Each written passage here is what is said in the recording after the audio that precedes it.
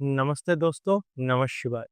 दोस्तों अभी हम सभी हिंदू सनातनियों का चातुर्मास चल रहा है। इस चातुर्मास में श्रावण, भाद्रपद, अश्विन और कार्तिक महीना, इस चारों महीने में श्री हरि विष्णु जी योग निद्रा पे चले जाते हैं। देव शयनी एकादशी से वो उत्थान एकादशी तक वो शयन करते हैं, फिर उत्थान एकादशी में वो फिर योग निद्रा से जागते हैं। और ये जो चारों महीना है, इस चारों महीने का जो दायित्वभार आ जाता है वो शिव जी के पास। वैसे तो शिव जी संहार करता है ही, फिर भी शिव जी को पालन के लिए ये चारों महीना चुना गया है। और इस चारों महीने में शिव जी का अगर आप उपासना करते हो तो बहुत ही आपको फल मिलता है अच्छा। क्योंकि अब तो सारा साल ही 12 महीना में आप उपासना कर सकते हो शिव जी का। लेकिन ये जो श्रावण मास है, इस चतुर्मास में एक बहुत ही महत्वपूर्ण महीना है। क्योंकि ये जो महीना है इससे जुड़ा कुछ कथा है जो मैं अभी इस वीडियो में आपको बोलूंगा। इसी श्रावण महीने में समुद्र मंथन हुआ था। इस समुद्र मंथन के वजह से ही हम शिव जी को जो जल अर्पित करते हैं, उनको शांत, उनको जो विष निकला था उन्होंने, उसी विष का प्रभाव कम करने के लिए हम शिव जी के ऊपर जो है अर्घ प्रदान करते हैं और जो जल चढ़ाते हैं। सबसे पहले हम जान लेते हैं कि जो घटना है, जो कहानी, वो क्या है। देखिए, ये तो बात है बहुत साले, बहुत ही पहले का, जब दुर्वासा जी जो है वैकुंठ लोक से आ रहे थे, वो इंद्र के पास मुलाकात के लिए गए। ठीक है, तो इंद्र के पास जब गए, उन्होंने इंद्र को एक फूल का माला दिया था। तो इंद्र ने क्या किया, उसको ठुकरा दिया, उसको नहीं लिया और उसको ऐरावत के पास दे दिया। तो ऐरावत ने भी उसको नहीं लिया। नहीं लेने के बाद उन्होंने उसको मिट्टी में ही फेंक दिया और पैर से कुचला दिया। तो इससे दुर्वासा जी को बहुत ही क्रोध आया। अब तो सभी तो जानते ही कि दुर्वासा जी शिव जी का ही अवतार है। तो उनको क्रोध आ गया। तो क्रोध के बाद उन्होंने क्या किया, श्राप दे दिया इंद्र को। देवताओं को श्राप दे दिया कि अब सभी देवता श्रीहीन हो जाओगे और शक्तिहीन हो जाओगे। और ये जो श्रीहीन शक्तिहीन होने की वजह से वो लोग दुखी हो गए अभिशाप से, श्राप से। तो सभी लोग गए ब्रह्मा जी के पास। ब्रह्मा जी ने बोला, इससे तो मैं कुछ नहीं कर पाऊंगा। तो सब ब्रह्मा जी ने सभी देवताओं को लेकर गए विष्णु जी के पास वैकुंठ में। तब विष्णु जी योग निद्रा में सो रहे थे। तो विष्णु जी जब जागे योग निद्रा से, तब उन्होंने बोला कि इसका जो हल एक ही है, आप समुद्र मंथन कीजिए। इस समुद्र मंथन में आप एक काम कीजिए, आप जो है मंदर पर्वत को मंथन के लिए व्यवहार कीजिए और जो वासुकी को वो रस्सी की तरह व्यवहार कीजिए।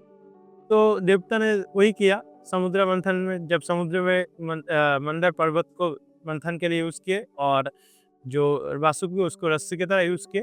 तो जब मंथन कर रहे थे, मंथन के समय ही समुद्र से हलाहल विष निकला और इतना खतरनाक था वो विष, उससे पूरा यूनिवर्स, पूरा ब्रह्मांड संतप्त हो गया। इतना जो है खतरनाक विष था।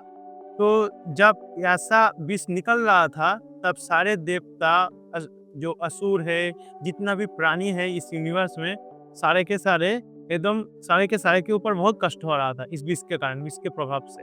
तब सारे देवता गए ब्रह्मा जी के पास। ब्रह्मा जी ने सारे को लेकर गए विष्णु जी के पास। तब विष्णु जी ने बोला, इससे तो मैं कुछ नहीं कर सकता, शिव जी ही कुछ कर सकते।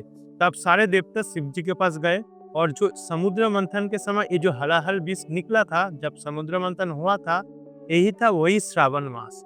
इसी श्रावण मास में समुद्र मंथन हुआ था और इसी समय विष निकला था। अब शिव जी के पास जब सारे देवता गए, जाने के बाद शिव जी को रिक्वेस्ट किया उन्होंने, इच्छा का मान सकते हो। तो शिव जी ने बोला, ठीक है, उसमें तो प्राणी का दुख सहन नहीं कर सकता। तो उसका शिव जी का एक ही नाम है आशुतोष। इसी के कारण वो किसी का दुख नहीं सहन कर सकते। थोड़े से ही वो खुश हो जाते हैं अगर कोई ठीक से दिल से भक्तिभाव पुकारते हैं उनको। तब उन्होंने गया समुद्र में। जाने के बाद उन्होंने अपने हाथ से पूरा पूरा विष एकदम निकाल लिया। जब विष उनके गले में गया, तो गले में जाने के बाद जो विष था वो अटक गया और उसी विष के प्रभाव से उनका जो गला है वो नीला पड़ गया। इसी के कारण उसका नाम जो है नीलकंठ पड़ गया। ठीक है, तो हम जो इस श्रावण मास में उन्होंने विष निकला था, तभी से सारे जो लोग हैं इसी श्रावण महीने में उनको जल चढ़ाते हैं। जल चढ़ाते हैं क्योंकि जल अर्पित करते हैं, क्योंकि इस विष का प्रभाव हम मानते हैं ऐसा कि अगर जल चढ़ाएंगे तो शिव जी के ऊपर से विष का प्रभाव उतर जाएगा, तो विष का प्रभाव उनके ऊपर नहीं होगा। तो इसी सावन महीने में हम सारे जो सनातनी है, हिंदू है, उनके ऊपर जल चढ़ाते हैं, उनको प्रभाव का जो विष का प्रभाव है उसको कम करने के लिए। और इसी श्रावण महीने में सबसे पहला मानसून आता है, तो मानसून के कारण बहुत सारा बारिश होता है, ठीक है। तो बारिश के कारण जो प्रकृति है, नेचर है, पूरा एकदम ठीक ठाक से खिल जाता है, पूरा एकदम हरा भरा हो जाता है नेचर। सारे पेड़ पौधा एकदम पहला बारिश का पानी पाकर वो बहुत ही हरा भरा होता है और नेचर बहुत ही सुंदर लगता है। तो इसी श्रावण महीने का महत्व यही है। और ये चारों महीना है वो विष्णु जी अभी योग निद्रा में है। इस चारों महीने के सोमवार को आप शिव जी के लिए जरूर उपासना कीजिए, आप व्रत कीजिए शिव जी को।